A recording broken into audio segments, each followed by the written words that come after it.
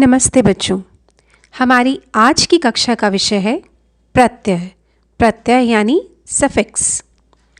जैसा कि आप जानते हैं कि भाषा में एक शब्द से दूसरा शब्द बनाए जाने की प्रक्रिया शब्द निर्माण की प्रक्रिया कहलाती है। हमारे पिछले अध्याय में हमने उपसर्गों के द्वारा शब्द रचना के विषय में पढ़ा।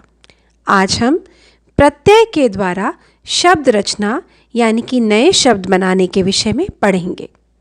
प्रत्यय, इसके विषय में अधिक पढ़ने से पहले हमें जानना होगा कि प्रत्यय क्या होता है।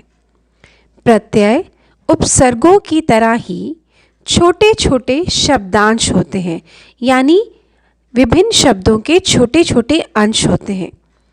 इनका एक निश्चित अर्थ तो होता है, लेकिन हम इनको स्वतंत्र रूप से वाक्यों में प्रयोग नहीं कर सकते, यानी कि इनका इंडिपेंडेंट यूसेज नहीं।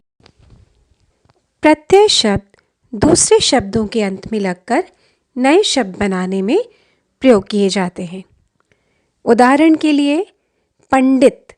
पंडित एक मूल शब्द है और अगर इसके साथ इसके अंत में आइन प्रत्यय का प्रयोग किया जाए तो जो नया शब्द बनकर आता है वो है पंडिताइन। इसी प्रकार मित्र। मित्र मूल शब्द के साथ यदि हम ता प्रत्यय का प्रयोग करें तो नया शब्द बनकर आता है मित्रता। और इन शब्दों का अर्थ मूल शब्द से सर्वदा विभिन्न होता है, अलग होता है। आगे चलते हैं प्रत्यय के भेदों की तरफ। प्रत्यय के मुख्यतः दो भेद होते हैं। पहला भेद कृत प्रत्यय और दूसरा भेद तद्धित प्रत्यय। कृत प्रत्यय मुख्यतः क्रिया शब्दों के साथ प्रयोग होते हैं, अर्थात जो प्रत्यय किसी क्रिया शब्द रूप के अंत में लगकर नए शब्द बनाते हैं वे कृत प्रत्यय कहलाते हैं। उदाहरण के लिए लेख। लेख एक मूल शब्द है और इसके साथ लेख एक मूल शब्द होने के साथ साथ क्रिया शब्द है। लेख मतलब लिखना, राइट। इसके साथ यदि हम अंत में अक यानी कृत प्रत्यय लगाते हैं तो जो नया शब्द बनकर आता है वो आ जाता है लेखक, यानी कि लिखने वाला। और क्रिया प्लस कृत प्रत्यय, इनके योग से बनने वाला शब्द कहलाता है कृदंत। क्या कहलाता है? कृदंत। इसी प्रकार अन्य उदाहरण भिक्षा। भिक्षा यानी बैगिंग, यदि इसके साथ हम उक प्रत्यय लगा देते हैं जो कि एक कृत प्रत्यय है तो जो नया शब्द में हमारे सामने आता है वो है भिक्षुक, यानी कि भिक्षा मांगने वाला। हमारा प्रत्यय का दूसरा भेद है तद्धित प्रत्यय। दूसरा भेद है तद्धित प्रत्यय।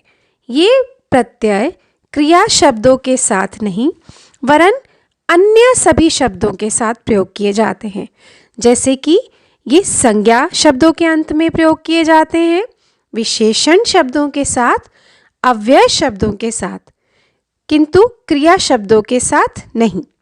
ये इन शब्दों के साथ मिलकर नए शब्द बनाते हैं, वे तद्धिदांत कहलाते हैं। तद्धिदांत। उदाहरण के लिए पंडित।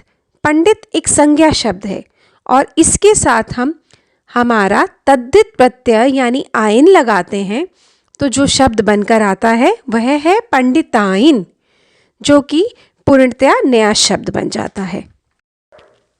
इसी विषय को आगे बढ़ाते हुए हम कृत प्रत्यय के कुछ अन्य उदाहरणों के विषय में चर्चा करेंगे, क्योंकि आपकी परीक्षा में साधारणतः आपको कुछ शब्द दिए जाते हैं और आपसे कहा जाता है कि इसमें से मूल शब्द तथा प्रत्यय को पहचानकर अलग करिए, या फिर आपको कोई प्रत्यय दिया जाता है और कहा जाता है इससे दो नए शब्द बनाइए।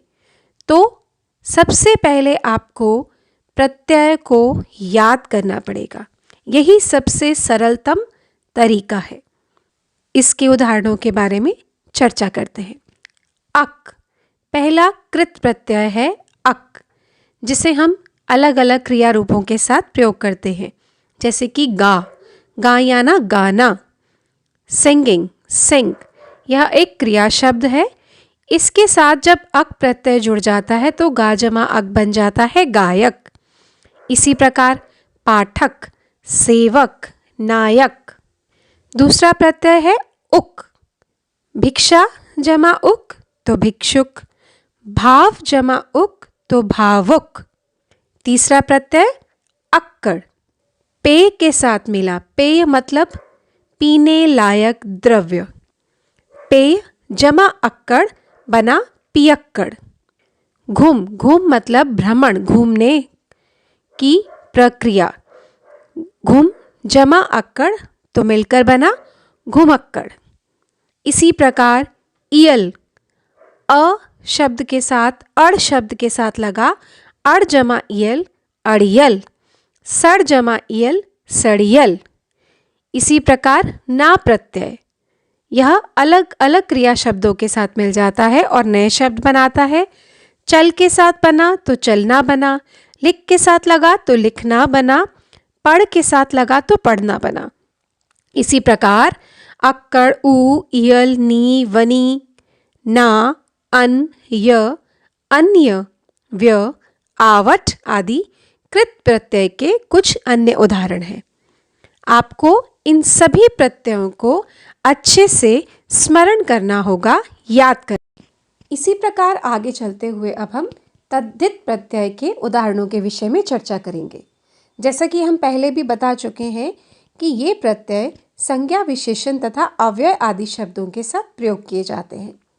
सबसे पहले हम देखते हैं संज्ञा से संज्ञा शब्द, यानी कि इया, आर, पन, हारा, दार, ई, पा, गर, वाला।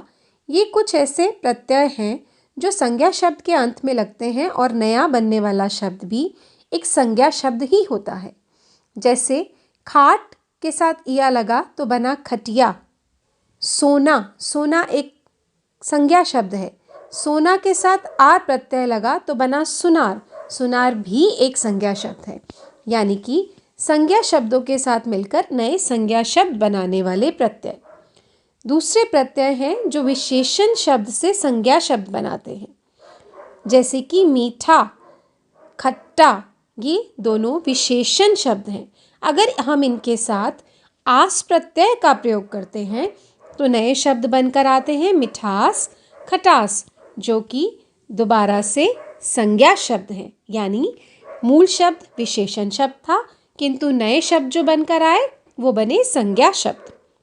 इसी प्रकार कई बार संज्ञा शब्दों के साथ प्रत्यय का प्रयोग किया जाता है और जो नया शब्द बनकर आता है वो होता है विशेषण शब्द। जैसे कि भूख, भूख एक संज्ञा शब्द है।